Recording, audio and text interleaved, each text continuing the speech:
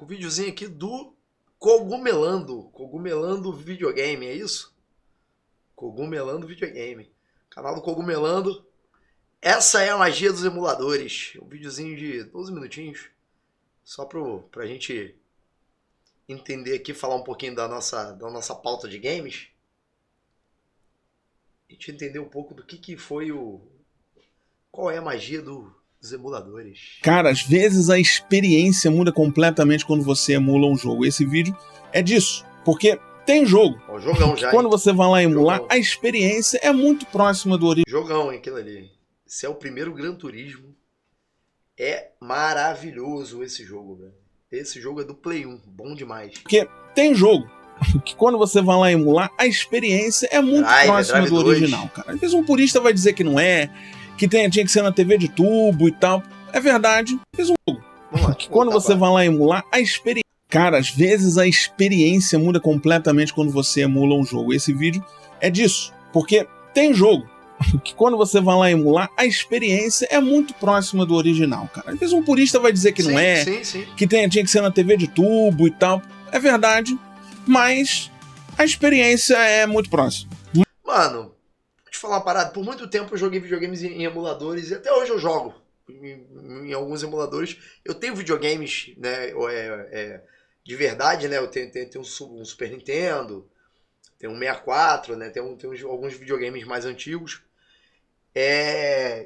Que são videogames que eu tenho guardado há muitos anos, e aí de vez em quando eu compro um cartuchinho ou outro ali pra poder jogar em casa de onda, ter a experiência mesmo ali, né, de acordar de manhãzinha, jogar um Super Nintendo, controlezinho pequenininho e tal. Mas, cara, o emulador, meu irmão, ele salva o rolê bonitão, filho, tá ligado? Um game stickzinho, porra, é bom demais, filho, tá ligado? Mas tem jogos, cara, que quando você emula eles, é quase como se fossem mods de PC, que altera muito o jogo. É como se fossem mods também que chegaram anos ou até décadas depois no jogo, né?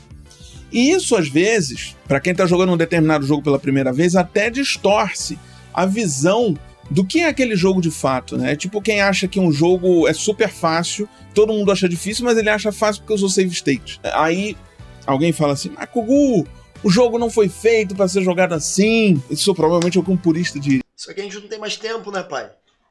Eu não tenho tempo pra ficar 12 horas jogando uma porra de um jogo. Eu tenho 20 minutos. Então eu vou jogar 20 minutinhos, vou salvar da onde eu parei, vou jogar o meu Mario, vamos botar assim, né?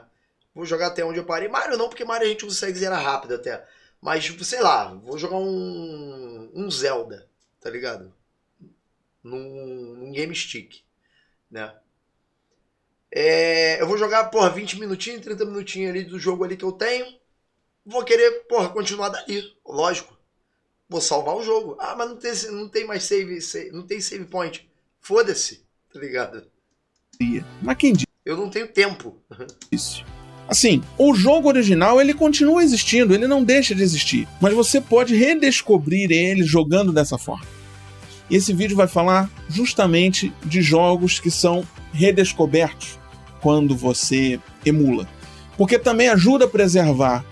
Porque pode ser mais palatável para gostos diferentes. Para mim, o videogame é preservado quanto você joga. Hoje em dia, a gente vive num momento, no entanto, que com várias iniciativas você consegue ter a experiência puríssima, original. Sim.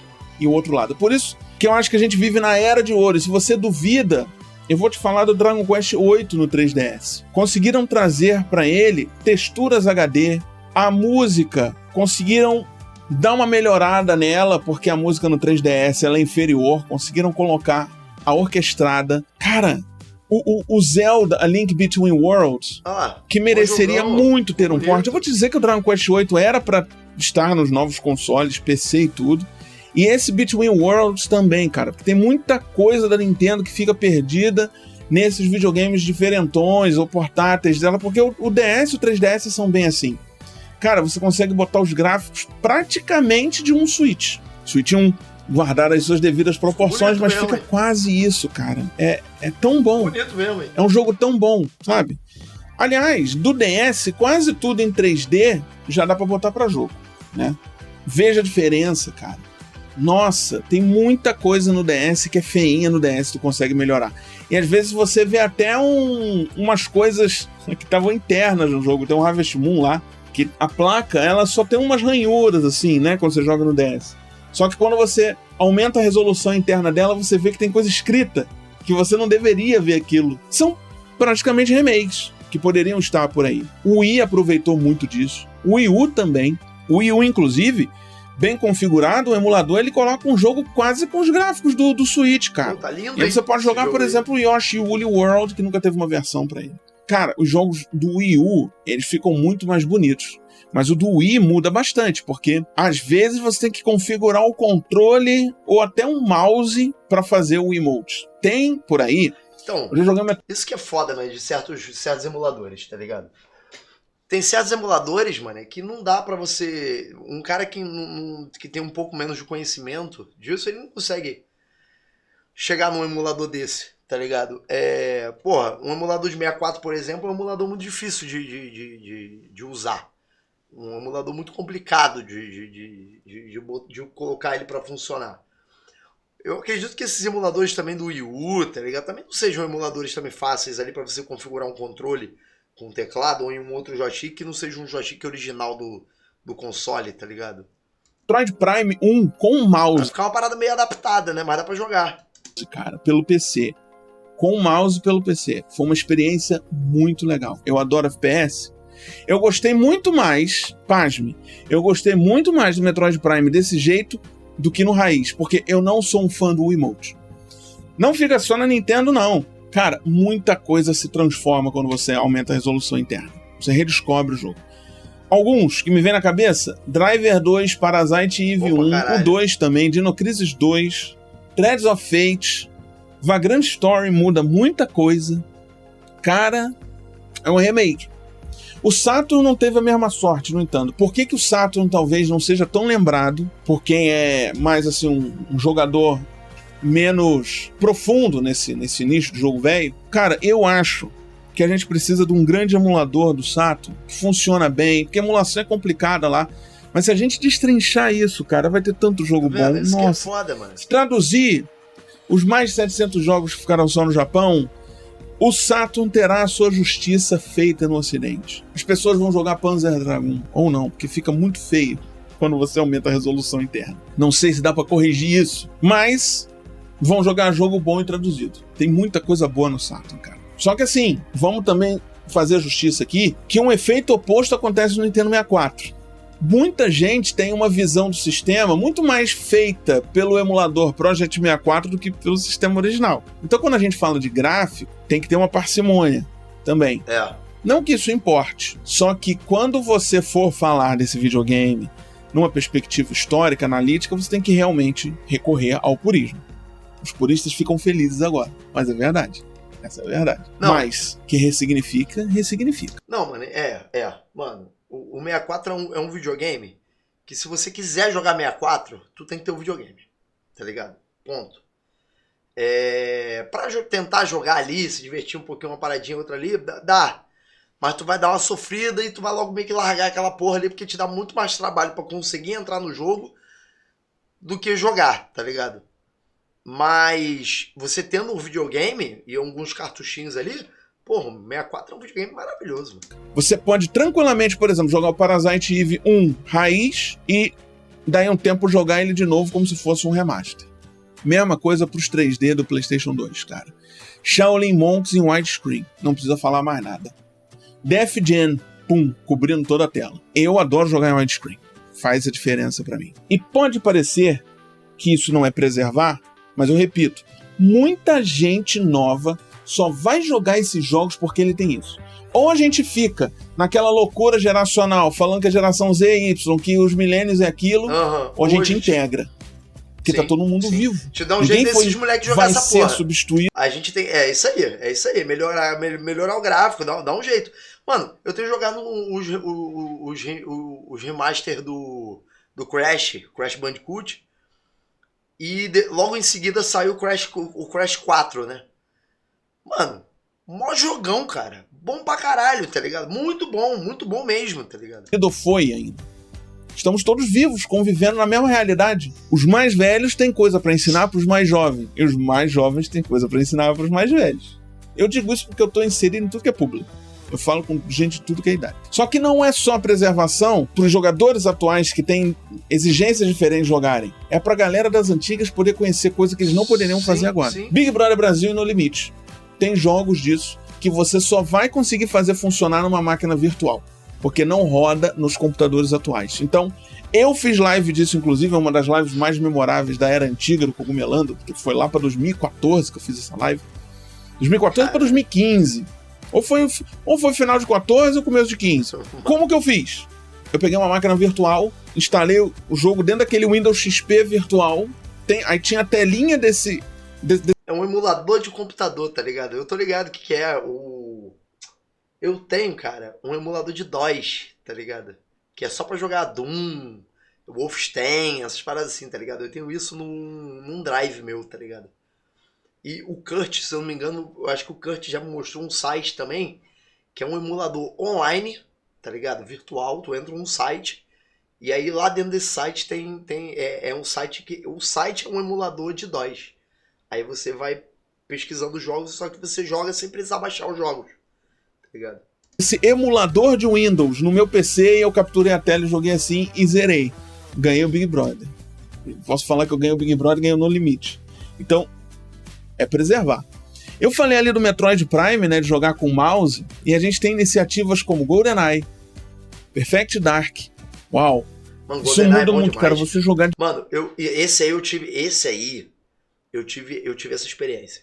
Porque eu tenho ele no cartucho pro 64 e ele saiu na Game Pass, tá ligado? Mano, é uma diferença absurda. O da Game Pass é muito foda. É muito foda.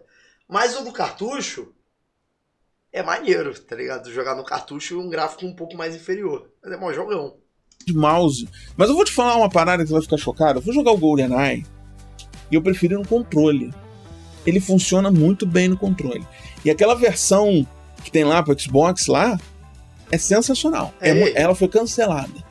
É muito boa. Você tá vendo aí na tela. E por acaso nessa coisa de mouse... viu a diferença? Tem lá pro Xbox lá. É sensacional. Olha a diferença. Ela foi cancelada. Olha a diferença. É muito boa.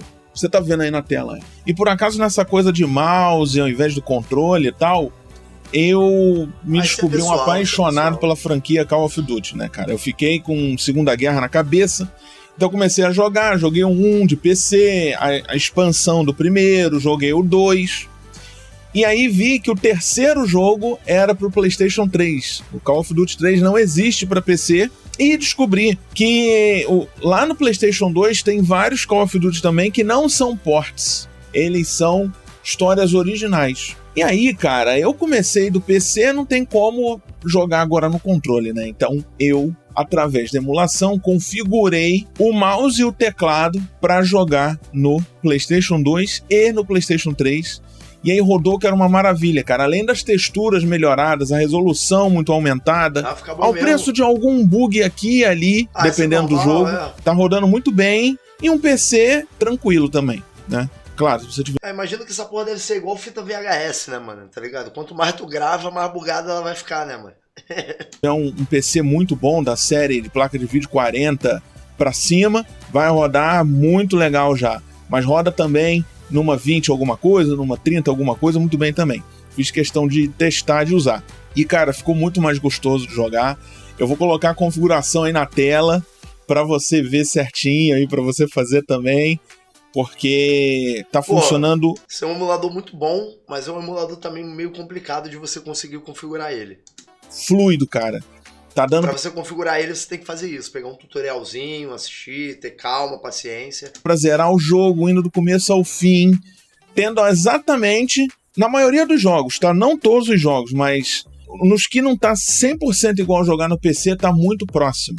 Tá bem legal. Então eu tô fazendo essa escalada aí, né? Comecei lá do primeiro, vou jogar todos esses e vou vindo pros mais novos, focando primeiro nos de Segunda Guerra Mundial, inclusive... E aí vai jogar os últimos que eu acho meio bosta. Aceito indicação de jogos do tema aqui nos comentários, tá? Existe todo um universo de melhorias que... Dá uma vontade, né? De jogar vários jogos desse aí, né? Ficar assistindo também dá vontade de falar, pô, vou jogar essa porra. você deveria experimentar. Eu trouxe aqui alguns jogos que são muito bons com isso. Alguns jogos, eles não são tão legais emulados, no entanto. Você vai ver muito disso nos fliperamas. É claro que fliperama você não vai perder o dinheiro pro dono da birosca, que botava aquilo no level máximo, e nem você vai precisar ficar 1000 anos depois. Isso tem muito na internet, tá? Eu não posso provar, mas eu desconfio que tinha aquela galera que perdia direto nos fliperama e agora vai na internet contar a história que fazia e aparecia. Só acredito quem eu vejo jogando na máquina real. E tem uma galera aqui do YouTube que eu já vi. Uma galera das antigas, uma galera boa. Eu já vi, joga bem mesmo. Só que assim, o cara joga bem vários jogos. Os jogos que ele conhecia na época. Não existe essa coisa de todo mundo jogar bem jogos antigos do fliperama, porque cada fliperama era tipo quase que um console diferente. Era uma arquitetura meio que diferente para cada jogo. Alguns jogos rodavam em arquiteturas semelhantes. Tinha tipo Tartaruga Ninja, era parecido com outros jogos da Konami. Você sentia que parecia, mas os jogos mudam muito. Inclusive os da SEGA eram muito difíceis, aquela coisa que eu já falei aqui 1000 vezes. Os jogos da SEGA são muito difíceis mesmo. Quando você tá na última fase, é difícil. Mas tem jogos que tu realmente não consegue jogar direito porque eles usavam mecânicas. Tipo o Sega Sonic, que tinha uma trackball, que era uma bola que você controlava. Sim. Então tem coisa que você não consegue. Tem coisa que nem tem tanta graça, que precisaria de um volante e tal. O famoso Daytona dos shoppings, como na Lords, em São Paulo. Então tem coisa que realmente não dá, mas tem coisa que, tu consegue... Existe todo um cenário disso mesmo. Inclusive o campo das traduções faz parte disso.